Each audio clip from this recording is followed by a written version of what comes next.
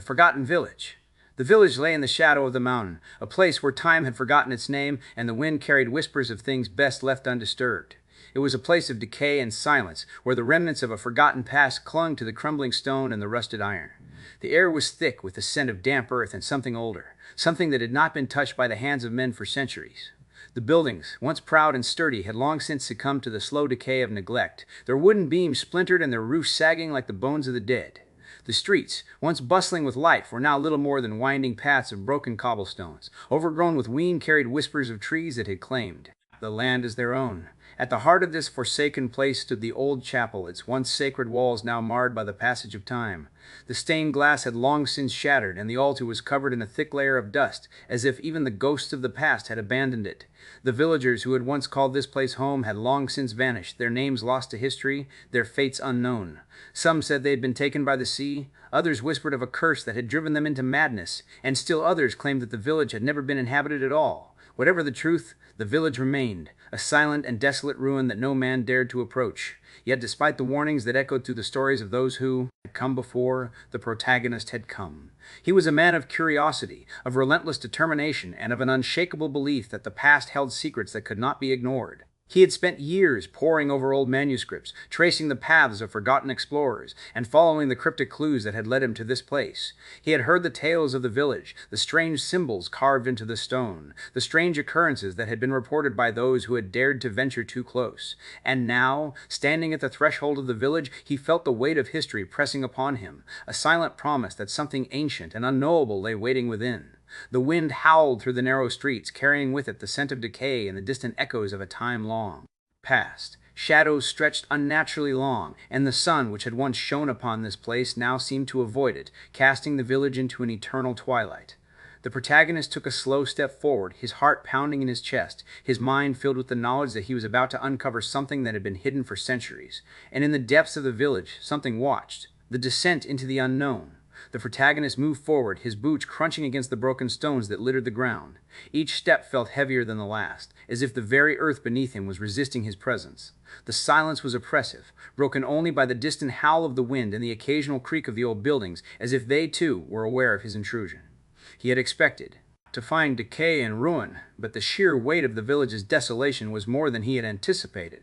It was not merely a place that had been abandoned. It was as if it had been swallowed by time itself, its history buried beneath layers of dust and forgotten memories. He passed the remnants of what had once been a marketplace, now little more than a hollow shell of broken stalls and shattered wares. The air was thick with the scent of mildew and decay, and the faint lingering traces of something older, something that had not been touched by the hands of men for generations. He reached out to touch a rusted sign that still clung to the crumbling wall, its letters barely legible. The symbol carved into the wood was unfamiliar, its edges worn and chipped, but the way it had been etched into the stone suggested that it had been placed there with purpose. He traced the lines with his fingers, feeling the grooves as if they were a message waiting to be deciphered. As he moved deeper into the village, the buildings grew more dilapidated, their once proud facades now nothing more than skeletal remains of their former selves. The windows were dark, the doors hanging ajar as if waiting for something, or someone to come inside.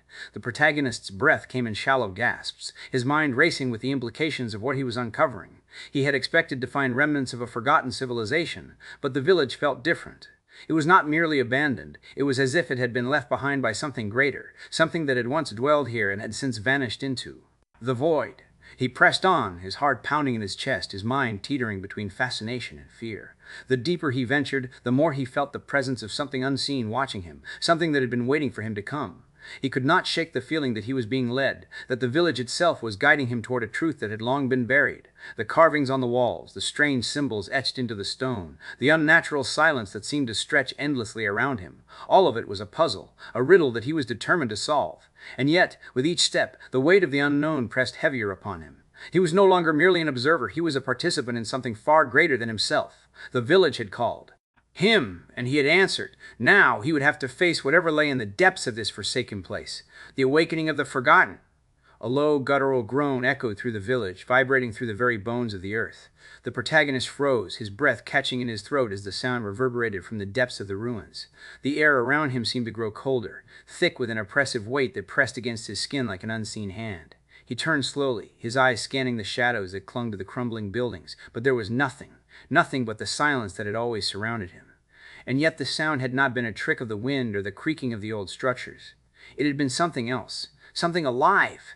Then, from the darkness, a shape emerged. At first it was nothing more than a distortion in the air, a flicker of movement that defied the laws of nature. But as it stepped forward, the protagonist saw it, something that should not have been. It was not human, nor was it anything that he could recognize from the pages of history or the whispered legends of the village. Its form was shifting, fluid and amorphous, as if it were composed of the very fabric of the void. Its limbs, if they could be called that, stretched impossibly long, their ends dissolving into shadow before reforming again. Its eyes, two great luminous orbs that pulsed with an eerie, otherworldly light, fixed upon him, and in that instant the protagonist felt the full weight of the entity's presence. A wave of nausea overtook him, and he stumbled back, his knees buckling as the ground beneath him seemed to shift and writhe. The entity did not move, but it did not need to. Its mere existence was enough to send a shudder through the very air, as if the world itself was recoiling from its presence. The protagonist's mind reeled, his thoughts unraveling like threads pulled from a tapestry. He had expected to find something ancient, something hidden, but he had not expected to feel it watching him, waiting for him, as if it had been expecting him all along.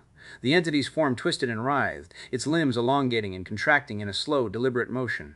It was not merely a creature of the void, it was something older, something that had existed before the stars had burned and the oceans had formed. The protagonist could not comprehend its nature, could not grasp the full extent of its being, but he knew one thing with absolute certainty. He was not meant to see it. He was not meant to know. And yet, the entity did not strike. It did not lunge forward with claws or fangs, nor did it unleash some terrible force that would consume him whole. Instead, it simply stared, its luminous eyes filled with an intelligence that was both ancient and unknowable.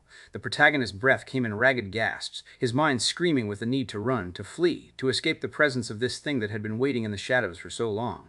But his body refused to move, as if it too was bound by the entity's gaze. Then, in a voice that was not a voice, sound at all, but something that resonated in the very marrow of his bones, the entity spoke. "You have come at last." The words were not spoken in any language the protagonist had ever known, yet he understood them perfectly, and with that understanding came a terror that no words could ever capture. The descent into madness, the entity's voice, though not spoken in any known tongue, echoed within the protagonist's mind like a distant, unrelenting whisper.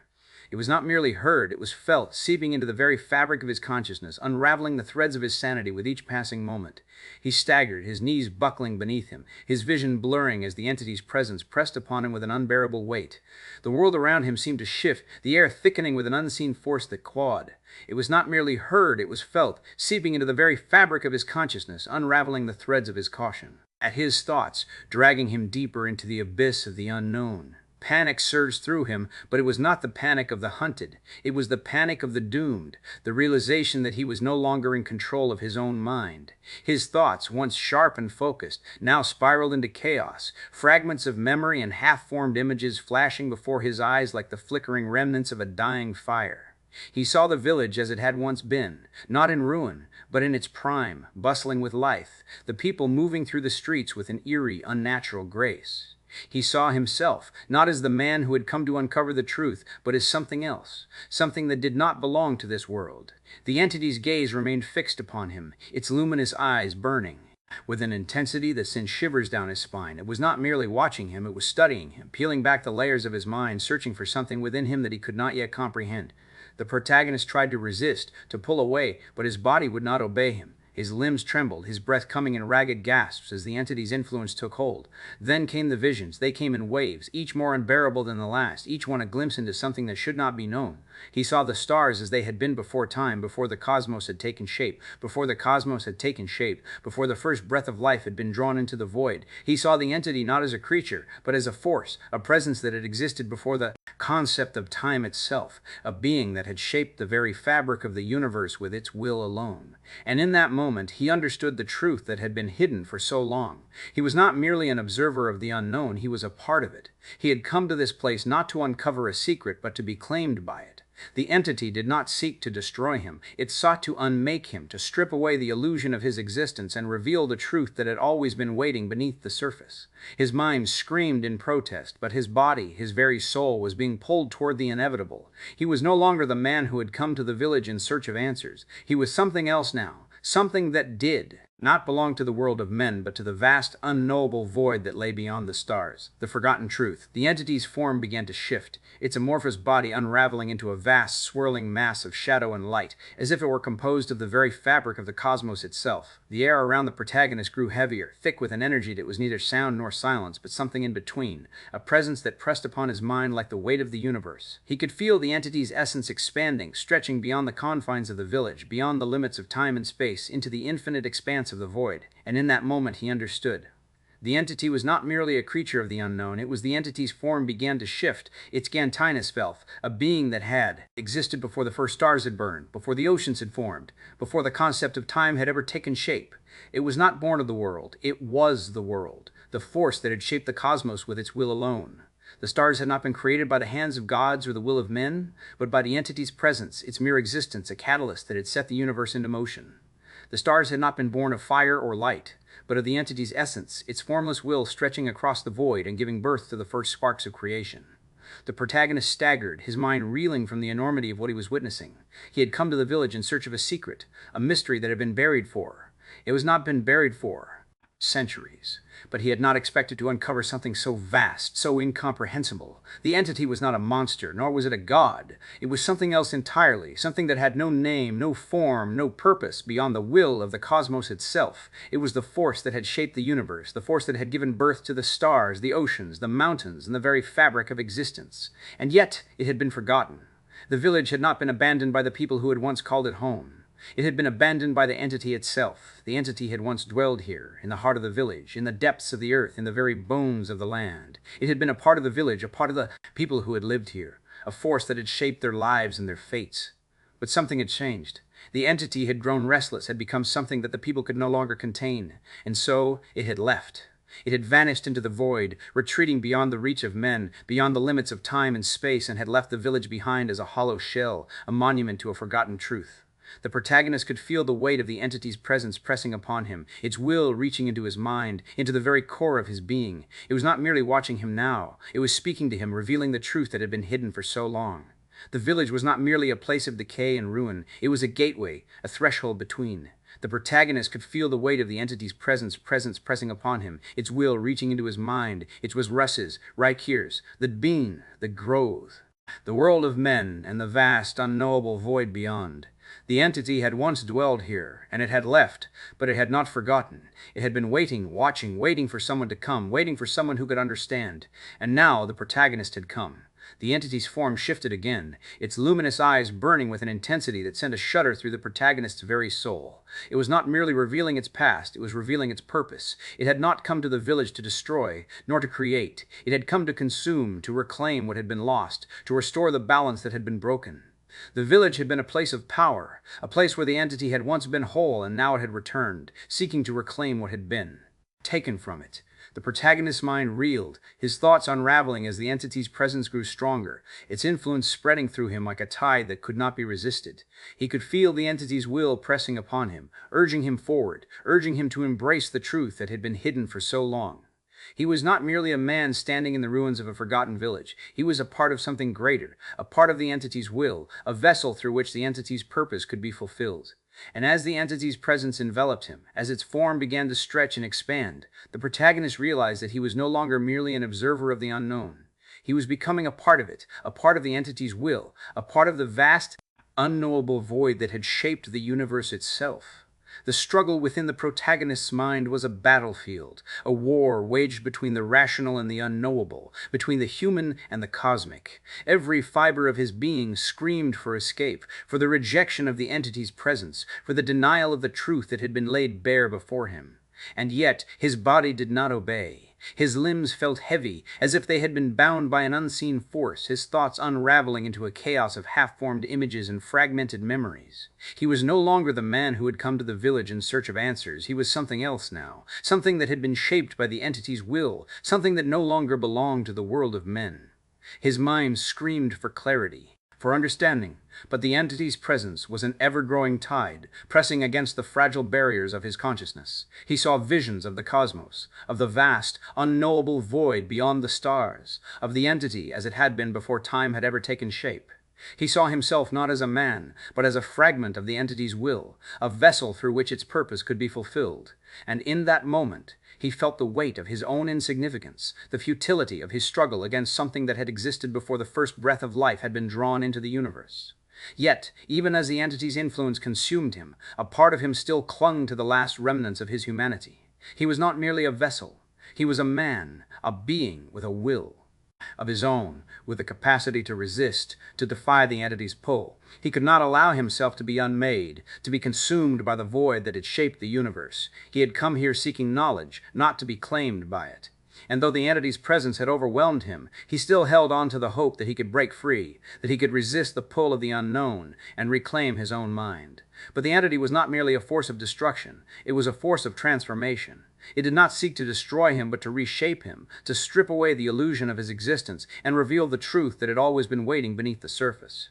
It was not a monster, nor was it a god. It was something else entirely, something that had no name, no form, no purpose beyond the will of the cosmos itself. And as the protagonist struggled against the entity's presence, he realized that his resistance was futile. He was not merely being consumed, he was being transformed, his very essence being rewritten by the entity's will. And in that moment he understood the true horror of his situation. He was not merely a man standing in the ruins of a forgotten village. He was a part of something greater, a part of the entity's will, a vessel through which the entity's purpose could be fulfilled. And though his mind screamed for escape, his body did not move. He was no longer the man who had come to the village in search of answers. He was something else now, something that had been shaped by the entity's will, something that no longer belonged to the world of men. The final confrontation. The entity's form stretched and twisted, its luminous eyes burning with an intensity that sent shivers through the protagonist's very soul. He could feel its presence pressing upon him, an overwhelming force that sought to consume him, to unmake him, to strip away the illusion of his existence, and reveal the truth that had always been waiting beneath the surface. The air around him was thick with an energy that was neither sound nor silence, but something in between, a presence that pressed upon his mind like the weight of the universe itself. He staggered, his body trembling as the entity's will reached into him, into the very core of his being. He could feel it pulling him forward, urging him to embrace the transformation that had already begun. He had come to this place in search of answers, but he had not expected to be claimed by the unknown. He had not expected to become a vessel for something that had existed before the first breath of life had been drawn into the void. And yet it was happening. He could feel it. He was no longer merely a man standing in the ruins of a forgotten village. He was something else now, something that had been shaped by the entity's will, something that no longer belonged to the world of men. The entity's form shifted again, its amorphous body unraveling into a vast swirling mass of shadow and light. It was not merely watching him now, it was speaking to him, revealing the truth that had been hidden for so long. The village had not been abandoned by the people who had once called it home. It had been abandoned by the entity itself, by the force that had once dwelled here, in the heart of the village, in the depths of the earth, in the very bones of the land. And now it had returned, seeking to reclaim what had been taken from it. The protagonist's mind reeled, his thoughts unraveling as the entity's presence grew stronger, its influence spreading through him like a tide that could not be resisted. He could feel the entity's will pressing upon him, urging him forward, urging him to embrace the transformation that had already begun. He was not merely an observer of the unknown. He was becoming a part of it, a part of the entity's will, a part of the vast, unknowable void that had shaped the universe itself. And then, in a final act of defiance, he tried to run. His body moved, his feet carrying him forward, but the entity's presence was too strong. It was not merely watching him now. It was holding him in place as if he were nothing more than a whisper in the void. He could feel the weight of the entity's will pressing upon him, urging him to embrace the transformation that had already begun. He could feel the entity's presence wrapping around him, pulling him deeper into the abyss, deeper into the unknown. And then, in a final desperate scream, he was consumed. The legacy of the forgotten. The village remained, silent and still, as if the world had forgotten it once more. The wind whispered through the broken streets, carrying with it the echoes of the past, the remnants of a time when the entity had once walked among the people who had called this place home. The buildings, once proud and sturdy, now stood as hollow shells, their walls etched with the symbols of an ancient force that had long since faded from the memory of men.